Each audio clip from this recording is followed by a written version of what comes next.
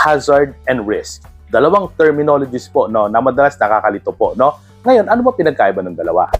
Hazard, anything po na magkakos ng injury, illness, fatality, hazard po yan. Basta kahit ano pa yan, materyales or proseso, basta ang kalalabasan yan, injury, illness, fatality, hazard po yan. Slippery floor, sharp tools, open manhole, dust, no, vibration coming from an equipment. Kahit ano pa yan, basta po magkakos ng injury, illness, fatality, hazard po yan. Ano naman ang risk? No? Pag sinabing risk, parang sugal, di ba? No? So meaning tsansa. So risk po is combination ng dalawang bagay. Chance and ano yung kalalabasan.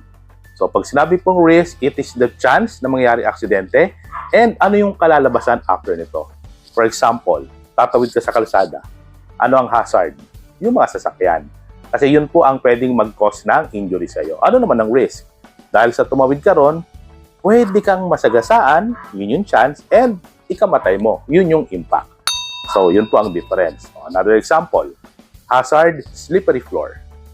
Diba? Ano ang risk? Dahil sa dadaan ka sa lugar na yon, pwede kang madulas and ikabagok ng ulo mo. So, ganun pong difference. Hazard, siya yung magkukos.